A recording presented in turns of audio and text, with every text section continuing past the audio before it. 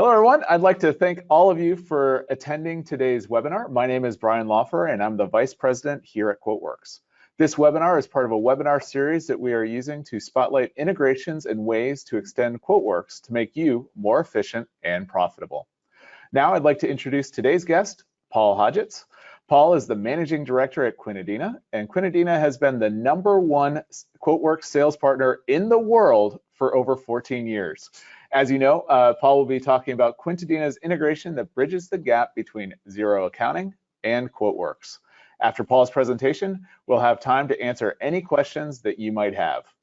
With that, I'll allow you to share your screen, Paul, and please take it away. So, make you the presenter, and there you go.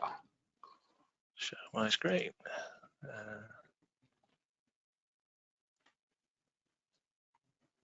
Okay, is that? Yep, we can see your screen, Paul.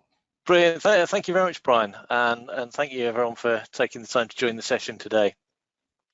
I'm guessing, having signed up for a webinar about the integration between QuoteWerks and Xero, you're pretty familiar with both products, what they do, so I'll just jump straight into explaining how we make them talk to each other. I thought I'd start with doing a very quick end-to-end skim through the process like your users would in everyday operation of it, and then I'll go back and step through it and show you the configuration and talk a little bit about some of the options that we have. So if we go, we'll start using QuoteWerks' nice template feature. We've got I'm going to jump in at the point at which the customer has just placed the order. So they've gone into QuoteValley. That's a tip for Brian. I'm pushing QuoteValley for you. They've pressed the button. They've signed up on QuoteValley. They've put their own purchase order number in here. All their contact details are in, and so we're good to go. At this point, the integration can trigger a send. We've got options of creating purchase orders in Xero and a sales invoice in Xero. So on this quote, you can see I've got 3 different vendors: eBuyer, West Coast Tech Data. So I'm going to be creating 3 purchase orders, and fictional company A1 Design Services. As I said, there are some options around how you do this. At the moment, I'm just going to go ahead and create everything, which I do like that, and then cursor spins. I'll explain that again in a moment. And it's first thing it's doing is creating the purchase orders. It says it's created purchase orders 104, 105, 106, and then it will move on to create the invoice. Successfully created invoice 74 for A1 Design Services. This screen gives you the opportunity to repeat it if something went wrong. Maybe you're missing some information or something. But if you see that successfully created, that's definitely gone in. That response message, Xero sends us that message with those words. Okay, so I'll just close that. We've written that invoice number and those purchase order numbers into QuoteWerks, and because of where they are in QuoteWerks, they're nice and searchable. So if you have ever got a Xero invoice that you want to check, you can come on the header invoice. It'll be under X purchase order, and you can find it in QuoteWerks that way. Let's jump into Xero itself and have a look at what we've created. So let's look at the invoice first. So we create the invoice as a draft invoice. So you would still go in and check that, and you can send it out of Xero. There's the customer's purchase order number that they typed in on QuoteValley. No retyping at any point in that. So if we just look at the invoice and its description, quantity, the unit prices, it's put some tax codes in. I'll talk a bit more about those in a minute. It handles multi-currency essentially silently and intuitively. If your currency here is not your base currency. If you've got a different currency selected there, that is the currency that that invoice will be created in using your QuoteWerks exchange rates. On the vendor side, I've set one of these vendors up as we're buying from them in Australian dollars, and when we look at that in a moment, we'll see that it's created the purchase order. So we'll go to the purchase orders again. Purchase orders are all created at draft, eBuyer, Tech Data, West Coast. So it's done the standard thing of looking at which unique vendors we've got on there and creating one purchase order for each. And it's also, you'll notice here, created that in AUD rather than, obviously my default being in the UK would be GBP. So the key thing here is it's quick. It's no retyping needed. You just send what you want. Okay. So I'd like to step back now and go through it again a little bit more step by step and look at some of the options that feature in there. So the first thing is how we authenticate with Xero. I've got two, what Xero calls tenancies, two Xero companies, Quintadena UK and Quintadena International, and I've got Quintadena UK connected to Xero.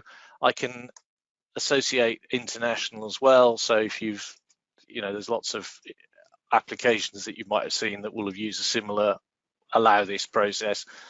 So now if I minimize that, you can see I've got both Xero accounts. Relatively few businesses do have both, but we support that out of the box anyway. I've got some configurability about how I send the information from QuoteWerks to Xero. Unfortunately, this screen doesn't quite fit.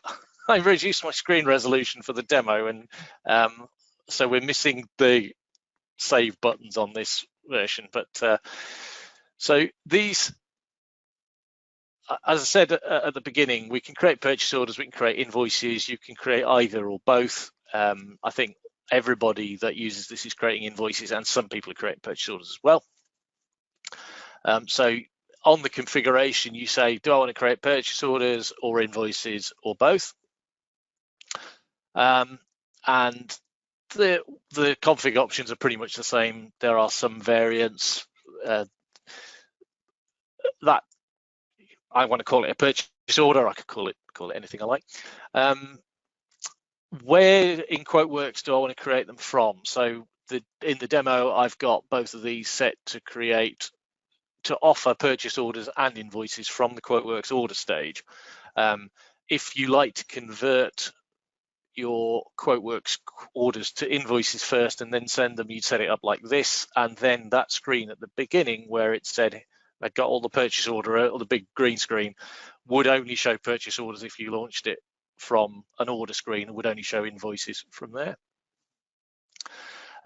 Couple of housekeeping things. This is where this is saying which QuoteWerks field I want to write the Xero PO numbers to.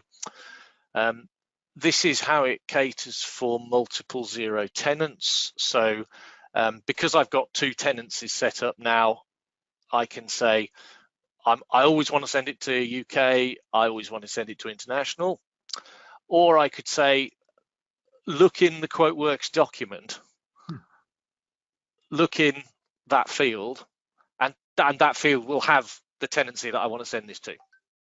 Or I could say, ask me every transfer, and I'll leave that set to those. The next one down, what document number do I want to appear in Xero? Now, if we go back here, we saw the familiar PO-11106. On the invoice side, invoices in Xero begin INV.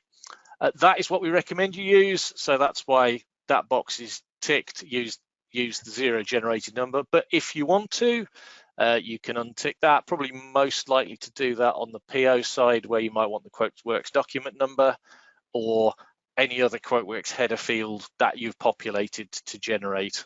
But as I say, the expectation would be you'd use Xero's next numbering. That way, the order of invoices, numbers and POs in Xero is sequential there, rather than depending on what order you happen to.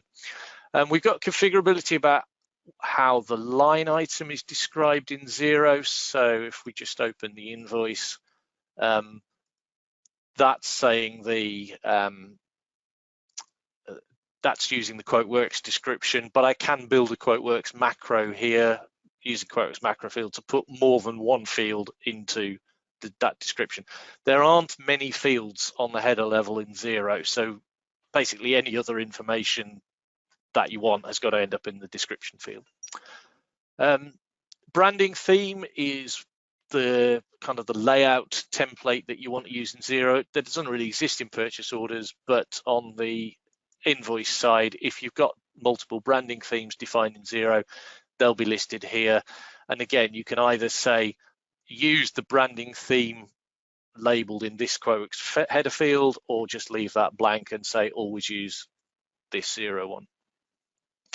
And the rest of them kind of work in the same sort of way. So tracking is Xero categorization. So we've got, you can use, so that's these two fields here. So one track, you get two fields that you can write to. One that I've called service, one that I've called support, hardware, PS, etc., gold, silver, bronze. And here you can say which QuoteWerks fields, these will be item level fields, do I want to use to identify that, and what's the default. And all of these default values are being picked up live from Xero by the configuration. We've got quite a nice feature that when you're configuring it is that if I double click here, it will tell me how this field is currently being used in QuoteWerks.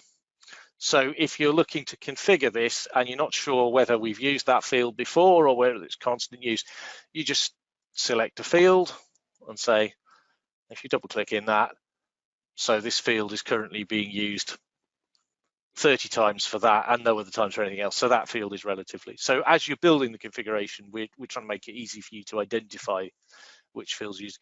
GL code, tax code, those are all that field, that column, and that's the GL code there, that's the tax code.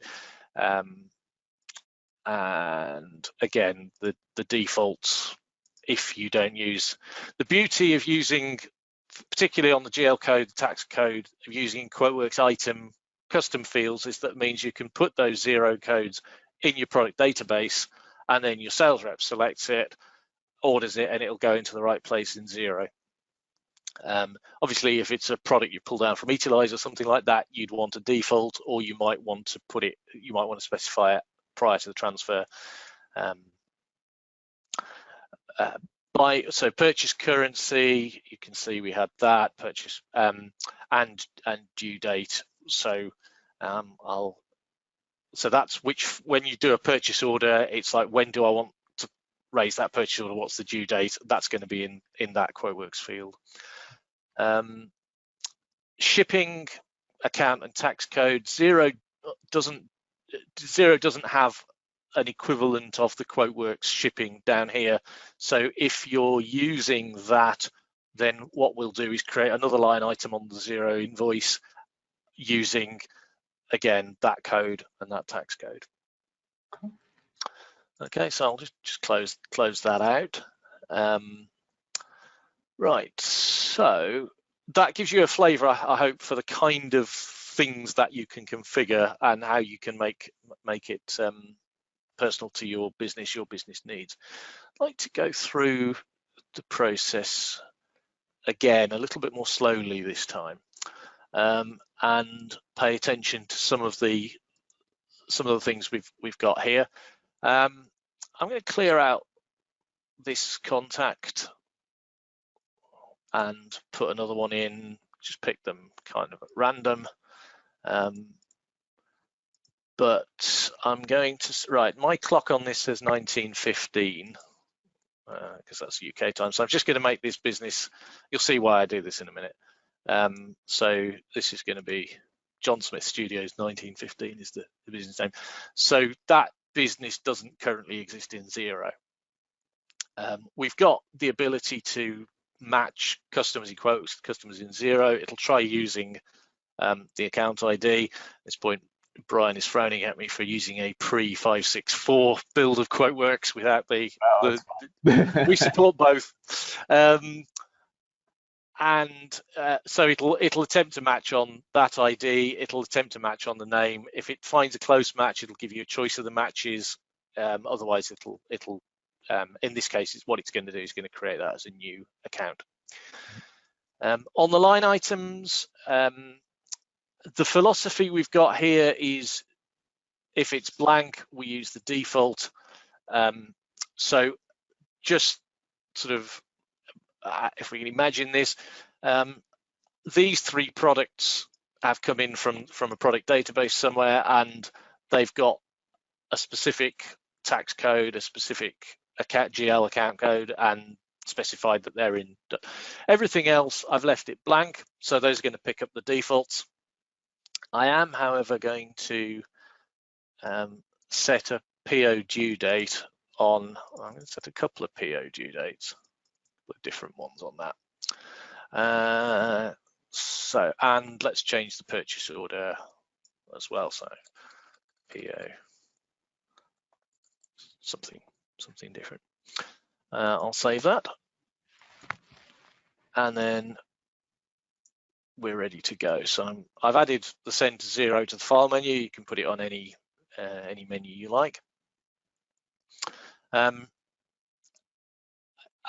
I'm going to leave both of these boxes ticked. If I untick that one, then it'll only give me the option to send invoices in on this transfer. And then this screen allows you to split the job into part invoices or part purchase orders. So let's say that at the moment, I just want to take 10% of the value of the invoice as a deposit. And at this time, on my purchase order, I only want to PO the top, so the top 4 lines, and I want to purchase order. There's 25 on the order. I haven't ordered any yet on this one, so the 25 outstanding is what that message is about. Let's say I want to PO 18 of those. Oops. And it won't let me type in more than I've ordered. So I've typed that in there, and it's going to assume that I want the whole lot. And I can do a percentage on here as well. So for some reason, we don't need to worry about why, I want to create an invoice for 10% of the whole order, and I want to purchase just these lines or just these parts of these lines. So this screen actually is older than the Xero integration. We wrote that first, and then we when we came to write the Xero integration, we chained that on at the end. And you can see in the background, this isn't this part of it isn't something that users would normally see. We'd probably hide these columns, but this is how it's doing scanning. Now, something perhaps a bit surprising. We've only got 3 vendors on the quote, but we've created 5 purchase orders, 3 for West Coast. The reason for that is that it looks at unique vendors by due date. So that we've got a purchase order that will have a blank due date. We've got one that will have 17th and one that will have 26th of November. Or if you are watching this in the States, that's the 11th day of the 17th month of the year and the 11th day of the 26th. The 26th month is roughly where we are in the year 2020 now, waiting for COVID to finish. So it's created the purchase orders, and now you can see it's defaulted in the default GL codes for all the line items that I did not populate the hard way in the quote. We don't do that in the due date. If it's blank, it'll be blank in Xero. There's sound reasons why we do that. So if we now go to let's look at contacts. So hopefully we've got a John Smith Studios 1915. So it identified that we hadn't got John Smith, it created it. It takes all the, as you probably expect it would, it takes all the information off that screen to do that. So let's go and look at an invoice. And there's the invoice. It calculates its 10% just by dividing the quantity by 10. That's not very realistic in terms of products, but the number is correct, which is kind of what we're aiming for there. And then if we go and look at the POs, draft POs, so you can see here are the 107 through 111. And we've got those delivery dates coming in here on the West Coast one. Okay, and then just to finish the cycle with the part ordering, when I next come to send to Xero, it knows how much. It's a bit like Santa Claus. Sorry, I didn't close it. It knows when you're been sleeping and knows when you're awake. So it knows what you've sent and it knows what is outstanding. So it'll never let you. Okay, so 8 ordered, 0.8 to go, 0.8 gone, leaves 7.2. And the default on this screen, you can change it. The default is to send everything that is outstanding. So if I just hit, well, I could do like a further 40%. Those are 40% of the original amount. It's not 40% of what's left. So if you're doing a sort of 10% with order, 60% upon delivery, and then some balance, then those numbers are what you'd select from here. I've got some shortcuts: send nothing, send all of it on that level. So I'll just send everything that is outstanding. And I mentioned on my configuration screen, it's going to ask every time which Xero tenancy. So Quintadena UK, send it to there. 2 more purchase orders. So obviously I'd already sent all of the West Coast lines, so only 2 POs left to do. And created an invoice. Obviously, this customer existed at the point, so it won't have recreated it. And so purchases, let's get to invoice. And by now you should sort of, it's kind of what you'd expect. And I'm just going 63, 64. Then, because some of these have got Xero tax on it, you can't quite look at the numbers and say, oh, that's 10% of that, because some of them, they have different, some of them have non-Xero tax and some of them have Xero tax. So that's the, and then from here, oh, you can, there's the customer purchase order come in. From there, you can do what you normally do in Xero, which is post the invoice and then PDF it out from here. There is an option, which I haven't set on this one, that actually generates the PDF out of QuoteWerks.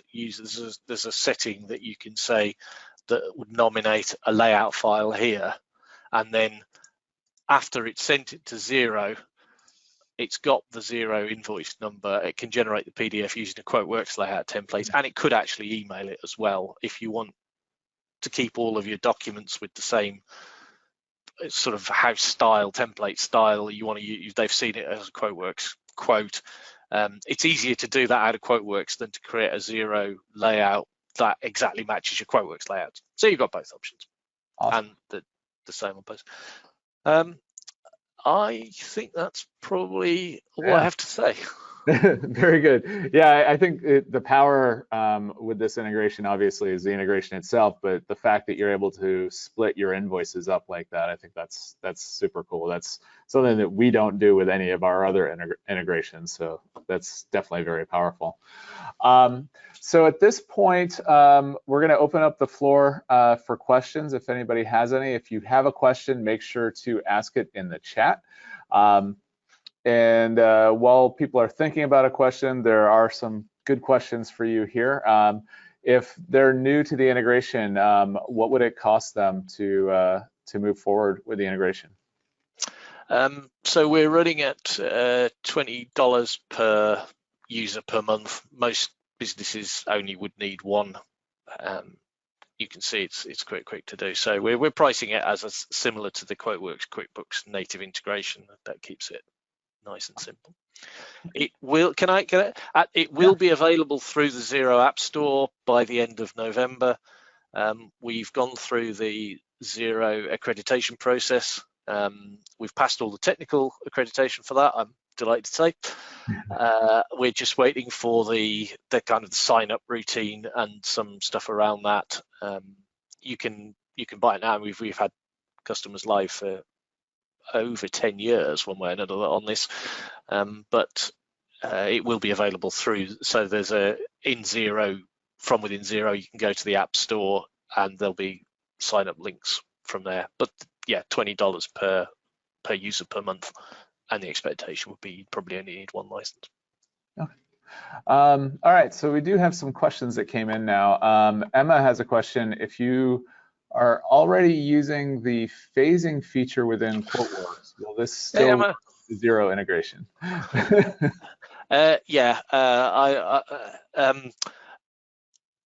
You can use it. We define another transfer type on the end. Emma will know exactly what I'm talking about here. Just for context, I said earlier that the part invoicing came first, and the Xero as an output to that.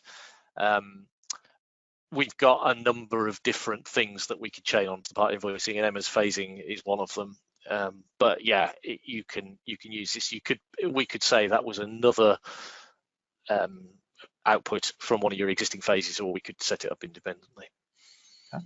And then a little longer question.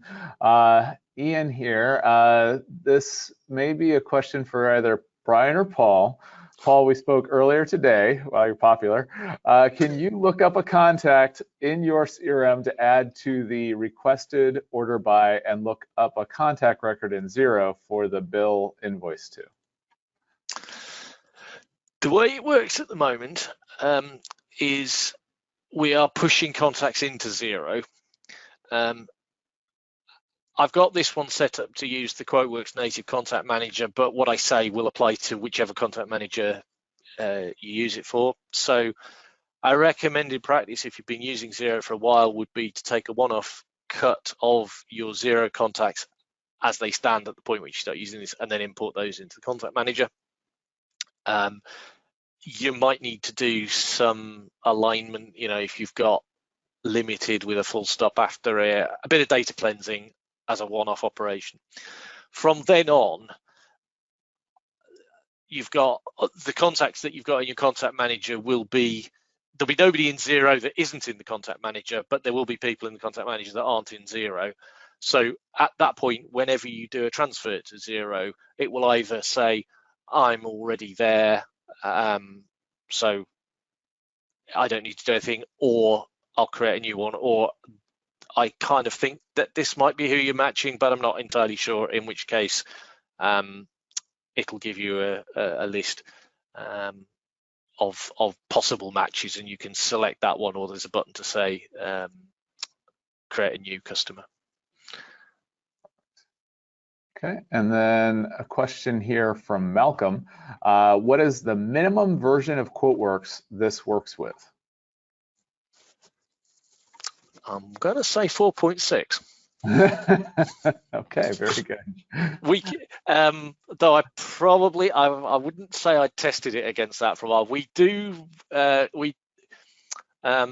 compile all of our applications against quite a lot of back numbers of QuoteWerks, certainly back to 5.0, and I think we still do build against 4.6.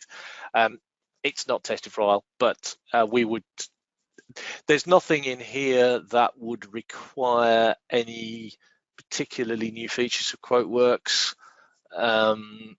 and that build process understands, that in QuoteWerks, for example, in a recent build, we've now got contact ID and account ID down here.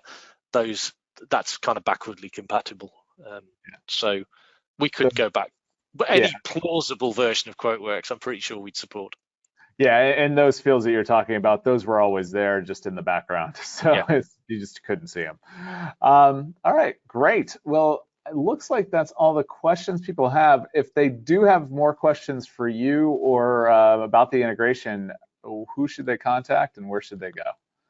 If you drop a line at sales@quintadena.com, or I think our details are up on the webinar material. They should be. I'll make sure that they'll be in the bottom of the video that we've recorded. That way, everybody has that as well. So that way, they'll have the web address as well as your email address. Yeah. Perfect. All right, well, it looks like that's all there is. Just a little bit of housekeeping on our side, from the QuoteWerks side. You will be receiving some new emails from us in addition to this webinar recording. QuoteWerks version 5.7 will be coming out in the next month or so. And I'm not going to tease what's in there except for Vendor RFQ, which is a new product that we're releasing. And you'll probably be getting a new email probably weekly about that as well. So if you have any questions about QuoteWerks or Quintadena's integration to Xero, please feel free to send us an email or visit our website. We will also have information about how to watch this video on our website as well. All right, everyone. Thank you for joining us.